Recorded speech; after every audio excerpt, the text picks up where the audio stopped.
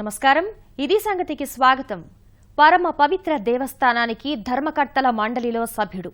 ధర్మాన్ని కాపాడండి, ధర్మం మిమ్మల్ని కాపాడుతుందంటూ ధార్మిక ప్రచారం చేసే సంస్థకు ప్రతినిధి.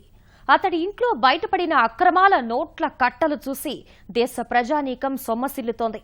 1-2 కాదు, 100 కోట్ల రూపాయలు. అన్నీ కొత్త నోట్లే, కిలోల కొద్దీ బంగారం. ఒక్కడి దగ్గరే దొరికింది, దొరకాల్సింది ఇంకా ఉంది. అతడేమీ పేరు మోసిన వ్యాపారవేత్త కాదు, ఫోర్బ్స్ జాబితా గుర్తించిన ధనవంతుడు కాదు. ఇంత సొమ్ము ఎక్కడి నుంచి వచ్చిందనే ప్రశ్నకు సమాధానం లేదు. సామాన్యులకు రోజుకు 2000 అంటూ 1,00,000 ఆంక్షలు పెట్టింది ప్రభుత్వం. కానీ ఒక్క వ్యక్తి వద్దే 120 కోట్ల రూపాయల కొత్త నోట్లు ఎలా వచ్చాయంటే సమాధానం చెప్పేవారే లేరు. 2000 రూపాయల కోసం రోజంతా క్యూలో నిలబడే సామాన్యుడికి మొండిచేయి చూపిస్తున్న బ్యాంకులు శేఖర్ రెడ్డి ఇంట్లో దొరికిన కోట్ల రూపాయల కొత్త నోట్లపై ఏమని చెప్తాయి? శేఖర్ రెడ్డి వ్యవహారం రాజకీయాలతో వ్యాపార సంబంధాలు ముడివేసుకుపోయి సాగుతున్న అక్రమాల కాండకు నిదర్శనమా?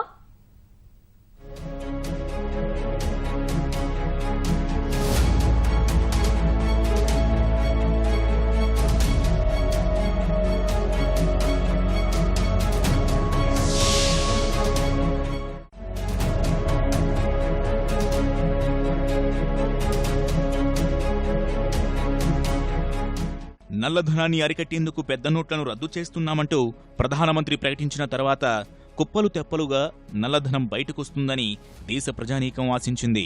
నల్ల కుబేరుల కోటలు కదులుతాయని చాలామంది భావించారు. అనుకోవడానికి అందరూ అనుకున్నారు, కానీ అసలు అది ఎలా ఉంటుందనే ఎవరికీ స్పష్టత లేదు. నల్లధనం ఎలా ఉంటుంది, అది ఎలా బయటపడుతుందనే వారి సందేహాలు బద్దలు కొట్టింది టీటీడీ బోర్డు సభ్యుడు శేఖర్ రెడ్డి వ్యవహారం.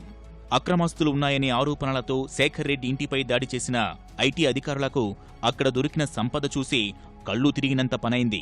శేఖర్ రెడ్డితో పాటు ఆయన అనుచరుల ఇల్లు, కార్యాలయాలు, అతిథి గృహాల్లో 2 రోజులు తనిఖీలు జరిపి 107 కోట్ల రూపాయల నగదు, 127 కిలోల బంగారాన్ని స్వాధీనం చేసుకున్నట్లు ఆదాయపు పన్ను శాఖ కీలక విభాగం central board of direct taxes (CBDT) ప్రకటించింది.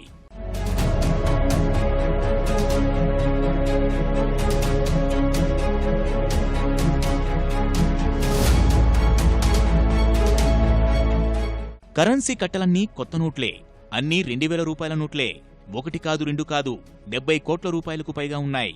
ఒక్కొక్కటి కేజీ బరువున్న బంగారు కడ్డీల్లా మిలమిలా మెరిసిపోతూ అధికారులకు దిగ్భ్రాంతి కలిగించాయి. శేఖర్ రెడ్డి సన్నిహితులు, భాగస్వాములైన శ్రీనివాసరెడ్డి, ప్రేమ్ రెడ్డి, కిరణ్ రెడ్డి నివాసాల్లో పొద్దుపోయే వరకు ఐటీ శాఖ అధికారులు తనిఖీలు చేశారు. చెన్నైలోని సాంబశివ వీధి, బజుల్లా రోడ్డు, విజయరాఘవ రోడ్డు, అన్నానగర్, మొగప్పేర్, వేలూరు, సత్తువాచారి, కాట్పాడి తదితర ప్రాంతాల్లో తనిఖీలు జరిగాయి. కాట్పాడిలోని ఓ బంగళాలో ఎవరూ లేకపోవడంతో సీల్ వేశారు. మొత్తం 127 కేజీల బంగారంలో 70 కేజీలు కేవలం కడ్డీల రూపంలోనే ఉన్నాయని, చెన్నైలోని ఓ హోటల్ నుంచి వీటిని స్వాధీనం చేసుకున్నట్లు సమాచారం. వీటితో పాటు శేఖర్ రెడ్డి పేరు మీదున్న బ్యాంకు ఖాతాలు, లాకర్లు స్వాధీనం చేసుకోవాలని అధికారులు నిర్ణయించారు. బ్యాంకుల్లో ఖాతాదారులకు రోజుకు 2000 మాత్రమే అని కేంద్రం నిబంధన పెట్టిన తర్వాత కూడా శేఖర్ రెడ్డికి ఇన్ని కోట్ల రూపాయల కొత్త నోట్లు ఎలా వచ్చాయనే విషయంపైన అధికారులు దర్యాప్తు చేస్తున్నారు.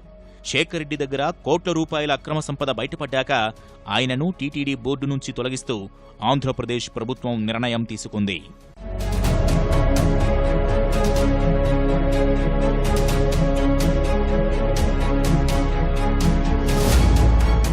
తమిళనాడులోని వేలూరు జిల్లా కాట్పాడి వద్దనున్న తొండ్ర శేఖర్ రెడ్డి స్వగ్రామం. మధ్యతరగతి వ్యవసాయ కుటుంబం. మొదట్లో చిన్న చిన్న కాంట్రాక్టులు చేసుకునే శేఖర్ రెడ్డి స్థిరాస్తి రంగంలోకి అడుగుపెట్టిన తర్వాత కోట్లాది రూపాయలు సంపాదించాడు. సంపాదనతో పాటే రాజకీయ పరిచయాలు కూడా పెరిగాయి. తమిళనాడులో కాంట్రాక్టులు సంపాదించుకునే క్రమంలో కొందరు IAS అధికారులతో సన్నిహిత సంబంధాలు పెంచుకున్నాడు. తమిళనాడులో రోడ్లు, భవన నిర్మాణ కాంట్రాక్టు పనులు చేసే క్రమంలోనే స్థానిక రాజకీయ నాయకులకు దగ్గరయ్యాడు. ప్రస్తుత ముఖ్యమంత్రి 2001లో ప్రజాపనుల శాఖ మంత్రిగా ఉన్న పన్నీరు సెల్వానికి శేఖర్ రెడ్డితో పరిచయం ఏర్పడింది.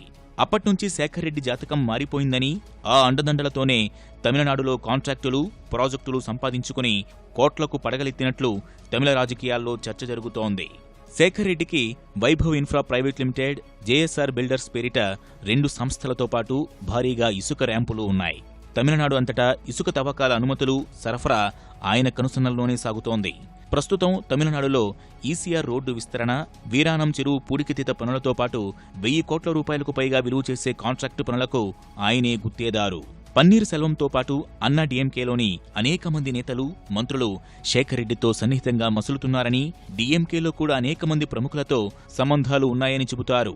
జయలలిత స్నేహితురాలు శశికళతోనూ శేఖర్ రెడ్డికి మంచి పరిచయాలున్నాయి. ఆదాయానికి మించి ఆస్తులున్న కేసులో జయ బెంగళూరు జైల్లో ఉన్న సమయంలోనే ఆయన టీటీడీ బోర్డుకి ఎంపికయ్యారు. తనకు ఆ పదవి దక్కడం వెనుక పన్నీర్ సెల్వం సహా పెద్దల ఆశీస్సులు ఉన్నాయని అంటుంటారు. ఇటీవల పన్నీర్ సెల్వం తిరుమల సందర్శించినప్పుడు శేఖర్ రెడ్డే వెంట ఉండి అన్నీ దగ్గరుండి చూసుకున్నారు. శేఖర్ రెడ్డితో పాటు అన్నా డీఎంకే నేత ఎడప్పాండి పళనిస్వామి వియ్యంకుడైన ఈరోడ్డు రామలింగం నివాసంలోనూ ఐటీ అధికారులు తనిఖీలు నిర్వహించారు. శేఖర్ రెడ్డి ఇంట్లో లభించిన సంపదపై సీబీఐ డీఐజీ తేన్ములి నేతృత్వంలోని సీబీఐ అవినీతి నిరోధక విభాగం కేసు నమోదు చేసి విచారణ ప్రారంభించింది. నగదు అక్రమ రవాణా, అవినీతి కోణంలో దర్యాప్తు చేసేందుకు కేసు వివరాల్ని ఎన్ఫోర్స్మెంట్ డైరెక్టరేట్, సీబీఐలకు ఇస్తామని ఢిల్లీలోని ఐటీ విభాగం ప్రకటించింది. తమిళనాడు దివంగత ముఖ్యమంత్రి జయలలిత కోసం ఆయన గత నెలలో ప్రసాదం తీసుకుని అపోలో ఆసుపత్రికి వచ్చాడు. సాధారణ కాంట్రాక్టరుగా జీవితాన్ని ప్రారంభించిన శేఖర్ రెడ్డి ఇలా ఈ స్థాయి రాజకీయ నాయకుల పరిచయాలతో ప్రస్తుతం కోట్లకు పడగలెత్తాడు. తిరుమల తిరుపతి దేవస్థానం పాలక మండలిలో ఎలాంటి నిర్ణయాలున్నా పట్టించుకోకుండా కేవలం దర్శనం కోసమే పాలక మండలి సభ్యుడయ్యాడన్న విమర్శలు కూడా ఉన్నాయి.